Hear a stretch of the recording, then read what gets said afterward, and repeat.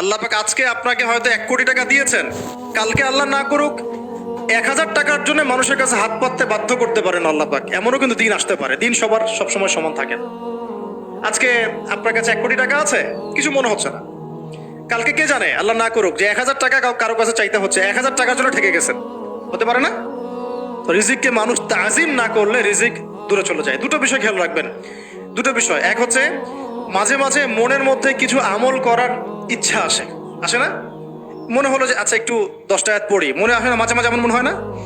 ওই সময় এই এই যে মনের মধ্যে যে এই ইরাদাটা জাগ্রত হওয়া, এটাকে আমরা বলি ওয়ারিদ। অন্য ভাষায় আপনি বলতে পারেন মেহমান। কি বলতে পারেন? এটা আল্লাহর পক্ষ থেকে আপনার কলবের মধ্যে মেহমান হিসেবে এসেছে। এখন আপনি যদি আমলটা করেন, সেই মেহমান বারবার আপনার কলবে আসবে। যদি আপনি ওই সময় আমলটা না করেন, মেহমান চলে যাবে, মেহমান অসম্মানিত হলে পরে আর আসবে না। একইভাবে রিজিক আল্লাহ পাক দিয়েছেন, এর তাজিম যদি করতে পারেন রিজিক বেশি আসবে। রিজিকের তাজিম সম্মান করতে না পারলে রিজিক আসবে না, বেশি কমে যাবে। উসমান রাদিয়াল্লাহু আনহু সবচেয়ে ধনী ছিলেন না? কেন জানেন? কেন? এটা কি জানেন কেন ধনী ছিলেন? একে তো তিনি প্রচুর দান সদকা করতেন, এটা তো আপনারা জানেনই। আরেকটা জিনিস অনেকে জানে না, তিনি উটের পিঠে বসেছিলেন, কিছু একটা খাচ্ছিলেন, এই 2-1 দানা পড়ে গেছে নিচে। উটের পিঠ থেকে নেমেছেন, নেমে সেই দানা উঠিয়েছেন, পরিষ্কার করেছেন, ধুয়েছেন, আবার খেয়েছেন। তার এই 2-4টা দানার কোনো কিন্তু মানে পরোয়া না করলেও চলে, তার প্রচুর অর্থ সম্পদ আছে। এত অর্থ সম্পদ যে তাবুক যুদ্ধের দিন 30,000 সেনাবাহিনীর দায়িত্ব নিয়েছেন। 30,000 সেনাবাহিনীর দায়িত্ব নিয়েছেন। সেনাবাহিনী যাবে, থাকবে, খাবে, তাঁবু টাঙাবে, সব দায়িত্ব তার। 30,000 সেনাবাহিনীর দায়িত্ব নেওয়া কি চারটাখানি কথা? তো এই সাহাবী এই কয়েকটা খাবারের দানা উঠিয়ে খেলেন। নবী সাল্লাল্লাহু আলাইহি ওয়াসাল্লাম বলেছিলেন যে তোমাকে আল্লাহ পাক রিজিক বাড়িয়ে দিবেন না কেন? তুমি রিজিকের যে তাজিম, যে সম্মান তুমি করো, এর বদৌলতে আল্লাহ পাক তোমাকে বেহিসাব রিজিক দিবেন। দুইটা বিষয় খেয়াল রাখবো। আমলের মেহমান হৃদয়ের মধ্যে আসলে তাকে ফিরায় না দেওয়া, তাহলে সেই মেহমান কিন্তু আর আসবে না। মেহমানকে মূল্যায়ন করলে মেহমান বারবার আসবেন। আর রিজিকের তাজিম না করলে রিজিক কিন্তু আপনার ঘরে বেশি বেশি আসবে না। এমনি তো হারামের যুগ, এমনি সুদের যুগ, এমনি ঘুষের যুগ। অলমোস্ট এভরি ফ্যামিলি সুদখোর এখন, অলমোস্ট এভরি ফ্যামিলি। মেয়েরা স্পেশালি যারা শাশুড়ি টাইপের, আপনারা মাইন্ড করেন না, তাদের সাইকোলজি যে এতই নিচে নেমে গেছে এখন, যে আমার মেয়ে জাহান্নামে যায় যাক। হ্যাঁ, আমার মেয়ে জাহান্নামে যায় যাক, সমস্যা নাই, দুনিয়াতে সে যেন ভালো থাকে। এটা কেন বললাম? একটা সুদখোরের ঘরে তুলে দিতে সে দ্বিধাবোধ করতেছে না, একটা দুর্নীতিবাজের ঘরে তুলে দিতে দ্বিধাবোধ করতেছে না, একটা ঘুষখোরের ঘরে তুলতে দ্বিধাবোধ করতেছে না, একটা মানে কি বলবো মাদক সেবী, ড্রাগ এডিক্টেড, বা এই যে আর কি বলবো ফাসেক, জালেম, এই ধরনের ঘরে উঠাই দিতেও সে দ্বিধাবোধ করছে না। 5তলা বাড়ি চাই আমার মেয়ে 5তলা বাড়ি থেকে সুখে থাকবে। এই যে সুখের ডেফিনেশন এখানে দিয়েছেন আপনারা। এই জন্য কত হাজার হাজার মেয়ের জীবন নষ্ট করে দিয়েছেন আপনারা। আমার কথা মাইন্ড করে না, হাজার হাজার মেয়ের জীবন মায়েরা নষ্ট করে দিয়েছে, শুধুমাত্র মেয়েদের দুনিয়াবি সুখ এর সংজ্ঞাটা বুঝতে ভুল করার কারণে। এর নাম যদি সুখী হইতো, তাহলে অমুসলিমরা সুখী না কেন? পশ্চিমারা সুখী না কেন? ওরা আত্মহত্যা করে কেন? এইভাবে মেয়েদের জীবন নষ্ট করেছেন। অথচ অল্প যদি হালাল রিজিকও হতো, আল্লাহ পাক তাকে বরকত দিতেন, সুখে থাকতো। আল্লাহ পাক আপনাদেরকে রিজিকের মূল্য বোঝার, তাজিম করার তৌফিক দান করেন, আমিন। অনেক ভিতরে চলে যাচ্ছে আমি, সময় আমাদের হাতে আরো শর্ট হয়ে আসতেছে। তো এখানে একটা কথা বলে দিব যে রিজিকের প্রসঙ্গ যেহেতু আসছে, যে হালাল খেতে হবে আমাদেরকে, হারামের দ্বারস্থ হওয়া যাবে না। আপনার স্বামী যদি হারাম খায়, আপনি স্বামীকে বুঝান, তাকে ওই চাকরি ছেড়ে দিতে আপনি উৎসাহিত করেন। আমি আপনাদেরকে একটা অনেস্টির সাথে একটা কথা বলি, যত এই যে প্রশাসনে যত ঘুষখোর আছে, ঠিক আছে, যত দুর্নীতিবাজ আছে, যত মাদক সেবী আছে, মাদকের ব্যবসায়ী আছে, যত সুদখোর আছে, এরা সবাই কেন এই খারাপ কাজগুলো করে জানেন? তার স্ত্রীকে ভালো রাখার জন্য, তার মাকে ভালো রাখার জন্য, তার সন্তানদেরকে ভালো রাখার জন্য। তাহলে স্ত্রী হিসেবে, সন্তান হিসেবে, মেয়ে হিসেবে আপনি বলবেন যে আমাদের এইসব ভালোর দরকার নাই আব্বু, হে আমার প্রিয় স্বামী, আমার এসব ভালোর দরকার নাই। হে আমার ছেলে, আমার এসব ভালোর দরকার নাই, তুই হালাল পথে থাক, ওইখানে তুই আমাকে ডাল ভাত খাওয়া, আমি খুশি আছি। এইভাবে আপনারা তাদেরকে মোটিভেট করেন, দেখবেন সমাজে হারাম কমে গেছে ইনশাআল্লাহ। আর হারাম খাওয়া এই ছেলে মেয়েগুলোও কিন্তু মানুষ হবে না। হারাম খাওয়া যে ছেলে মেয়েগুলো রক্ত মাংস করে উঠছে, এরাও কিন্তু মানুষ হবে না। আল্লাহ পাক আমাদেরকে হালাল খাওয়ার তৌফিক দান করেন, এবং এই হালালের জন্য আপনাদের ভূমিকা অনেক বেশি। আমরা উত্তরবঙ্গ সহ দেশের বিভিন্ন জায়গায় সফর করে যেটা দেখেছি, যত সুদী এনজিও আছে না, এনজিওগুলোর মধ্যে মহিলাদের নামই বেশি, জানেন? মহিলাদের নাম বেশি সুদী এনজিওতে।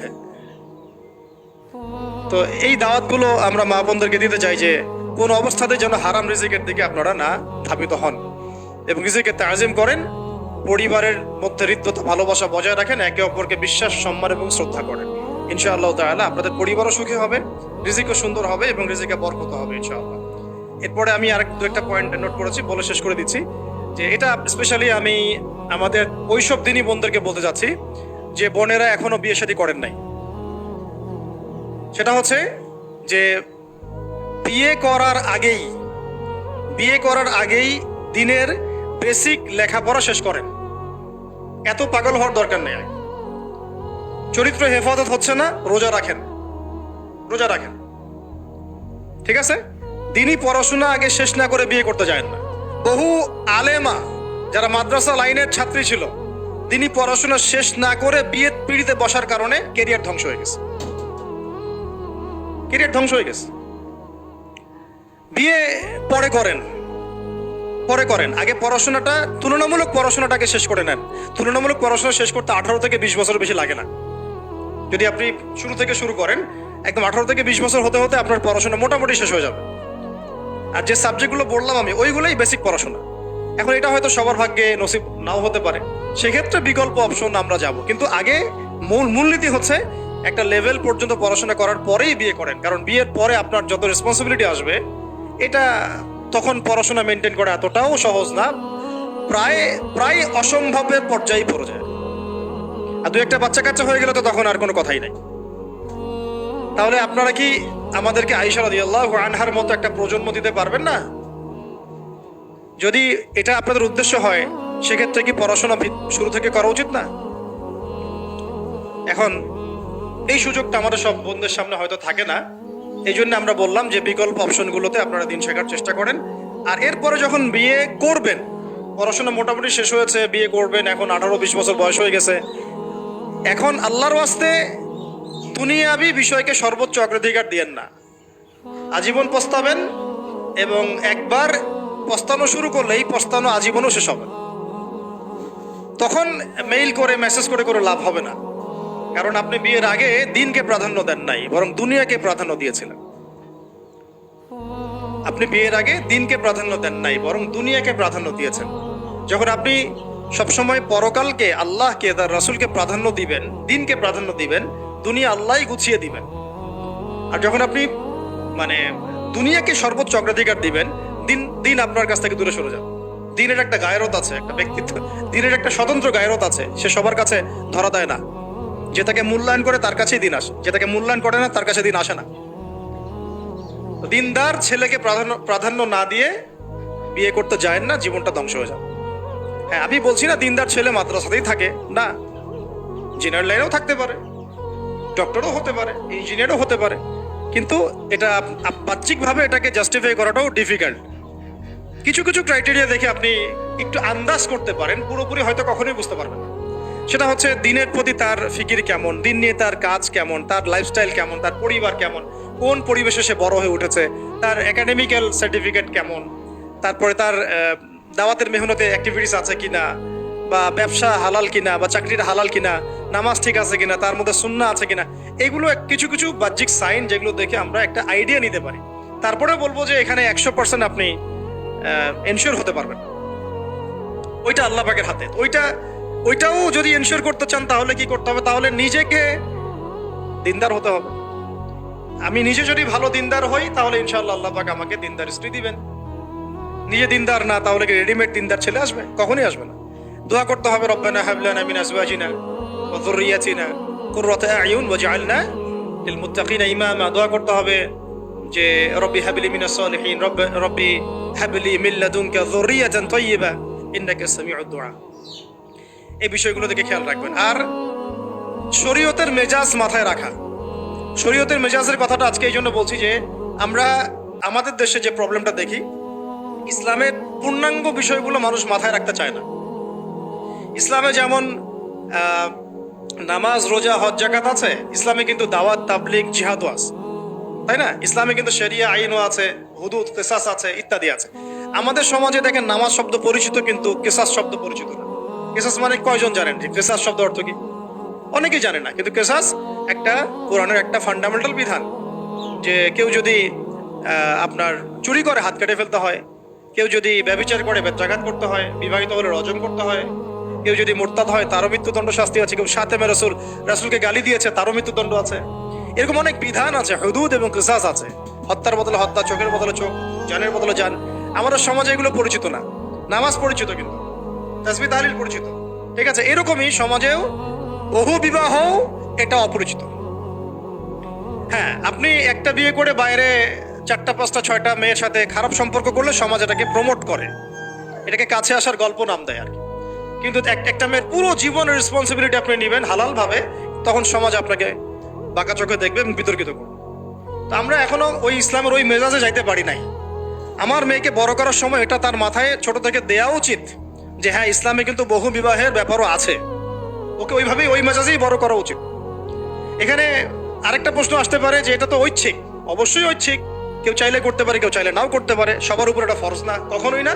এবং এটাকে আমরা বড় বড় স্কেলে এটাই সুন্নত এটাও বলতে পারবো না।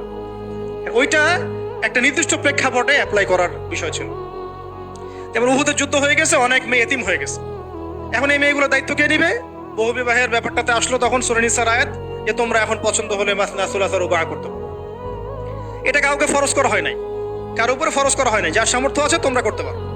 খালাস, ওই মেয়েগুলোর দায়িত্ব নিয়ে নেওয়া হলো রাষ্ট্রীয়ভাবে, এবং তারা সম্ভ্রম পেলো, সম্মান পেলো, গার্ডিয়ানশিপ পেলো, তাদের সমস্ত অধিকার ফিরে পেলো।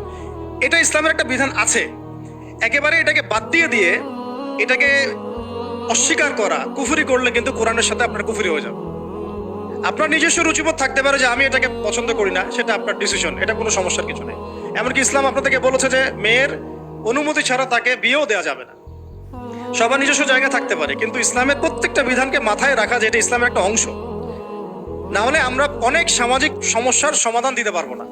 বাংলাদেশে এখন 6 লক্ষ মেয়ে আছে যারা এতিম, অবিবাহিতা, বিধবা, আরো বেশি। আমরা রাষ্ট্রীয়ভাবে তাদের কোনো ব্যবস্থা করতে পারবো না, সম্ভব না। তো এইখানে মেয়েদেরকে, যেহেতু মেয়েদের মধ্যে আমি কথাগুলো বলছি, এই জন্য আমি এই কথাটা টাচ করলাম যে ইসলামের পূর্ণাঙ্গ বিষয়গুলো আমাদের মাথার মধ্যে রাখা, যে আমাদের যেন এমন কোনো বিষয়কে অস্বীকার করে না বসে যেটা আবার আমাকে ইমান থেকে বের করে দিবে। আমার নিজের আমল না হতে পারে, আমি নিজে সেটা পছন্দ না করতে পারি, বা আমার মতামত থাকতে পারে, সেটা আলাদা ইস্যুস। কিন্তু ইসলামের বিধানগুলোকে আমরা কোনোভাবে যেন ডিনাই করতে না যাই, এটা আমাদের মাথায় রাখতে হবে। আর এটা সমাজের কল্যাণের জন্যই আল্লাহ রাব্বুল আলামিনের পক্ষ থেকে একটা এখতিয়ার দেওয়া হয়েছে। আর দুটা বিষয় বলে শেষ করে দিচ্ছি, সেটা হচ্ছে ওই যে ইলমের কথা বলেছিলাম শুরুতে, এর সাথে আমি আমার ব্যক্তিগত জীবন থেকে বলছি আর 3টা জিনিস ইলমের সাথে খুব বেশি কানেক্টেড, এটা মাথায় রাখবেন। একটা হচ্ছে আদব। একটা কি? আদব। আদব রক্ষা করতে না পারলে ইলম অর্জন করতে পারবেন না। তাই আদব রক্ষা করার জন্য আমাদেরকে ওই জেনারেল লাইনে পড়াশোনার মেজাজটা ত্যাগ করে আসতে হবে।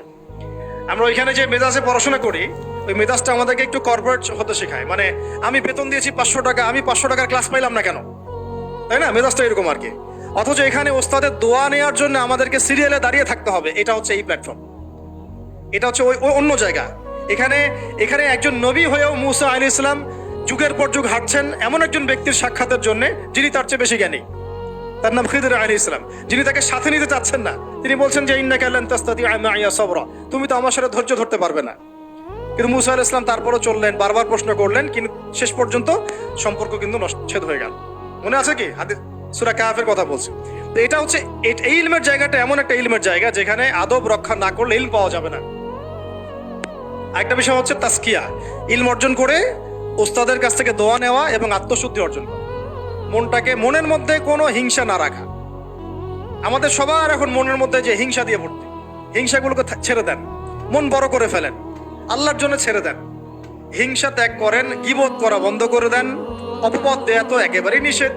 পরশ্রী কাতরতা ছেড়ে দেন, মনটাকে একদম খালেস করে রাখেন। একদম সাহাবী সম্পর্কে নবীজি বলছেন, এই যে এখন যে সাহাবী ঢুকবে মসজিদে ও জান্নাতি। সবাই আগ্রহ নিয়ে বসে আছে, কে এসে ঢুকলেন জান্নাতি। পরের দিনও সেম কথা, এখন যে ঢুকবে সে জান্নাতি। সেম সাহাবী ঢুকলেন, পরের দিনও সেম কথা, এখন যে ঢুকবে সে জান্নাতি। সেম সাহাবী ঢুকলেন। এবার একজন সাহাবী কৌশল করে তার বাসায় গেলেন, দেখি তো কি আমল করে সে। তো দেখলেন তো রাত্রেবেলা তাহাজ্জুদে উঠতেছে না, এশার নামাজ পড়ে ঘুমাই গেছে, ফজরের নামাজে উঠলো। 3 দিন থাকলেন, 3 দিন সেম সেম। তখন তিনি বললেন, আচ্ছা ভাই, তোমার ব্যাপারে নবীজি এরকম মন্তব্য করেছেন, তোমাকে তো এমন কোনো খাস আমল করতে দেখলাম না। তো তিনি বলছেন, আচ্ছা একটা বিষয় হতে পারে, আমি অত বেশি আমল হয়তো করি না, কিন্তু আমি যখন ঘুমাতে যাই আমি সবাইকে মাফ করে দিয়ে ঘুমাই। মন ফ্রেশ, মনটা থেকে সব বের করে দেওয়া, এটা তাসকিয়া। এটা ইলমের সাথে সম্পৃক্ত। আল্লাহ পাক আমাদের সবাইকে এই বিষয়গুলো বোঝার তৌফিক দান করেন। আর এরপরে আমি বলবো যে সন্তান প্রতিপালনে যত্নশীল হন, কারণ এরপরে তো আমাদের অ্যাসেট তারাই। এবং মেয়েদেরকে আমি বলবো যে আপনারা বেশি বেশি সন্তান নেবেন। কে শিখাইছে একটা বাচ্চা নিতে হবে, 2টা বাচ্চা নিতে হবে? এগুলো বোগাস কথাবার্তা পশ্চিমারা শিখাইছে। আর নবী সাল্লাল্লাহু আলাইহি ওয়াসাল্লাম কি বলেছেন? আমি সেই নারীদেরকে নিয়ে গর্ব করব যেই নারীরা বেশি বেশি সন্তান জন্ম দিতে পারে। আমি আমার উম্মতের সংখ্যা নিয়ে গর্ব করব। হ্যাঁ, সবার ফিজিক্যাল কন্ডিশন এক না হতে পারে, কিন্তু এই মানসিকতাটা ত্যাগ করতে হবে যে আমার একটাই, 2টি সন্তানের বেশি নয়, একটি হলে আরো ভালো হয়। এসব পশ্চিমা তন্ত্রমন্ত্র বন্ধ করতে হবে। ঠিক আছে, এরপরে বলবো যে মিডিয়া দিয়ে, আচ্ছা, এই সন্তান প্রতিপালনের ক্ষেত্রে একটা কথা বলে দেই যে প্যারেন্টিং এর অনেক বই বাজারে বের হয়েছে, প্যারেন্টিং টিপস আছে। এই প্যারেন্টিংটা নিয়ে আলাদা ইনশাআল্লাহ একদিন সেশন করবো, এখানে অনেক কথা বলার আছে। সন্তান প্রতিপালন একটা একটা শিল্প, সন্তান প্রতিপালনটা একটা শিল্প, খুব ধৈর্যের কাজ, সবরের কাজ, লেগে থাকার কাজ। সন্তানকে সময় দেয়া, ওর খাবারের দিকে খেয়াল রাখা, ওর মানসিকতার দিকে খেয়াল রাখা, ওর ফিজিক্যাল অ্যাক্টিভিটিস দিকে খেয়াল রাখা, ওর মানে আত্মা দূষিত হয়ে যাচ্ছে কিনা এটা খেয়াল রাখা, ওর ভালো একাডেমিক পরিবেশ নিশ্চিত করা, ভালো ওস্তাদ দেওয়া, ওর সাথে মেশা, ওকে আদর করা, অনেক কিছু আছে। এটা নিয়ে ইনশাল্লাহ আমরা একদিন আরেকটা সেশন করবো ইনশাল্লাহ। সন্তান প্রতিপালনের সাথে আমি বলবো যে প্রচলিত যে মিডিয়াগুলো, এই জি বাংলা, স্টার জলসা, এই যে পিছনে লেখা আছে যে অপসংস্কৃতি, এক কথায় বিজাতীয় অপসংস্কৃতি, এই মিডিয়াগুলো বাসা থেকে বন্ধ করে দেন। একেবারে টেলিভিশনের দরকার নেই বাসা। অনলাইনে আমরাও কিছু কিছু ক্ষেত্রে আসলে আমরাও অনলাইনের মধ্যে ডুবে গেছি। আমি নিজেও ফিকির করছি, চেষ্টা করছি এখান থেকে বের হওয়ার জন্য। আপনারাও বের হন, মানে প্র্যাকটিক্যাল জীবনে আসেন। এটা একটা ভার্চুয়াল জগৎ, এখান থেকে আমরা যা দেখি এটা আমাদের মাথার মধ্যে প্রভাব বিস্তার করে। বহু সামাজিক ঘটনা এবং পারিবারিক অঘটন এই ফেসবুক, ইউটিউব থেকে হচ্ছে। এই কন্টেন্টগুলো দেখা আমাদেরকে বন্ধ করতে, বাস্তবতার সাথে এগুলো কোনো সম্পর্ক নেই। আমাদের কিতাব পড়ার অভ্যাস বেশি করে বাড়াতে হবে, ওস্তাদদের সহবতে যাওয়া, আমল করা, কান্নাকাটি করা, দোয়া করা, ইস্তেগফার করা, আল্লাহর সাথে কানেকশন। আল্লাহ পাক আমাদেরকে মিডিয়ার এই রং ঢং, বলি আমি, মিডিয়ার এই রং ঢংগুলো ত্যাগ করতে হবে। মিডিয়া একটা কিছু দেখলে আমাকে কেন কিনতে হবে? কেন আমি একটা মিডিয়াতে দেখলাম যে এরকম একটা নতুন অর্নামেন্টস আসছে, আমাকেই কেন কিনতে হবে? কেন আমাকে, কেন আমি ওইটার জন্য আবার বাসায় চাপ দিব? কেন ওইটা আমি আমার পরিবারে ফাসাদ সৃষ্টি করার কারণ হবে? প্রয়োজন নাই। আর আমাদের মানে মাদ্রাসার মেয়েদেরকেও এসব থেকে দূরে রাখতে হবে, মিডিয়া থেকে দূরে রাখতে হবে। মানে সব মিডিয়া উপকারী না, বরং মিডিয়ার মধ্যে 99%ই ইসলামিক মিডিয়া না। যদি এটা হতো যে সব এর মধ্যে অ্যাটলিস্ট 10% ইসলামিক মিডিয়া, তাহলে বলতাম ওগুলো অ্যাটলিস্ট দেখেন। এখানে কিন্তু সেই সুযোগটাও পাচ্ছেন না। খুব কম মিডিয়া আমাদেরকে প্রকৃত বিষয়টা শেখায় এবং সত্যের কাছাকাছি নিয়ে আসে। বেশিরভাগ মিডিয়াই প্রতারণাপূর্ণ এবং কর্পোরেট সেকশন, এগুলো থেকে আল্লাহ পাক আমাদেরকে দূরে থাকার তৌফিক দান করেন এবং এই কালচারগুলো ছেড়ে দেন। হিন্দুদের কালচারের সাথে আমাদের কি সম্পর্ক? আমরা মুসলিম, আমরা মুহাম্মদ সাল্লাল্লাহু আলাইহি ওয়াসাল্লামের উম্মত। আমাদের সাথে মুশরিকদের কি সম্পর্ক? আমাদের সাথে ইহুদিদের কি সম্পর্ক? আমাদের সাথে খ্রিস্টানদের কি সম্পর্ক থাকবে? আমরা কেন ওদের সংস্কৃতি গ্রহণ করব? কিসের জন্মদিন, কিসের মৃত্যু দিবস, হ্যাঁ, কিসের এসব গায়ে হলুদ, কিসের এসব বউ ভাত, এগুলো কি? এগুলোর সাথে আমাদের কি সম্পর্ক? আমাদের সাথে সম্পর্ক হচ্ছে হিজাবের, সালাতের, তাসবির, সিজদার, জায়নামাজের, আতরের, খুশবুর, মিসওয়াকের। আমাদের সাথে এগুলো সম্পর্ক। আমাদের সাথে সম্পর্ক হিজাবের, আমাদের সাথে সম্পর্ক ইসলামিক ক্যালিগ্রাফির, ইসলামিক, আমাদের সাথে সম্পর্ক কোরআনের, হাদিসের, সিরাতের, লেখাপড়া, ইলমি পরিবেশের, তাসাউফের। এগুলো আমাদের কালচার। তো কালচার খুব ইম্পর্টেন্ট। কালচার থেকে দূরে সরে গেলে আমাদের আকীদা নষ্ট হয়ে যায়। আল্লাহ পাক আমাদেরকে আমাদের কালচার ধরে রাখার তৌফিক দান করেন। আর দুটো কথা হচ্ছে, হিজাবে কঠিন হন, হিজাবে একটু কঠোর হয়ে যান। এটা নিয়ে হয়তো আলোচনা শুনেছেন আপনারা, আমি জানি না পয়েন্টটা এসেছিল কিনা। তো হিজাবে আরো অনেক কঠিন হতে হবে আমাদেরকে, আস্তে আস্তে আরো। একবারে তো হয়তো আপনারা সবকিছু শক্ত করে ধরতে পারবেন না, অ্যাটলিস্ট আপনার ধারাবাহিকতা বজায় রাখুন। হিজাবে অনেক কঠিন হওয়ার চেষ্টা করি। আমাদের অনেক দিনী বোনকে আমরা একটু ক্যাজুয়াল দেখি হিজাবের ব্যাপারে, এটা থেকে আপনার বের হওয়ার তৌফিক দান করেন, আমিন। আর একটা মেয়েদেরকে একটা নসিহত করবো, স্পেশালি যে অল্পে তুষ্ট থাকেন, অল্পে তুষ্ট থাকেন, ইনশাল্লাহ জীবনে সুখী হয়ে যাবেন ইনশাল্লাহ।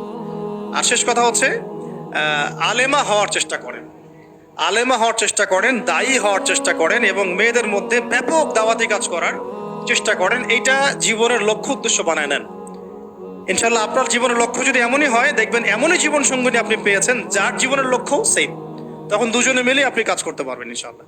আমাদের এখন প্রচুর আলেমা দরকার, আমাদের প্রচুর দায়ী বোন দরকার, আমাদের মুআল্লিমা শিক্ষিকা বোন দরকার, ঠিক আছে? আমাদের প্রত্যেকটা ডিপার্টমেন্টে এরকম যোগ্যতা সম্পন্ন দিনী বোনদেরকে দরকার। তো এইটা তো আর একা আমাদের পক্ষে গড়ে তোলা সম্ভব না। সবাই আমরা যদি হাত লাগাই এবং আমাদের উম্মাকে নিয়ে ফিকির করি, ইনশাআল্লাহ তাআলা আজকে যে বিষয়গুলো আলোচিত হলো, এগুলো ইনশাআল্লাহ শুধু তাত্ত্বিক কথাবার্তায় সীমাবদ্ধ থাকবে না, ইনশাআল্লাহ বাস্তবেও রূপ লাভ করবে।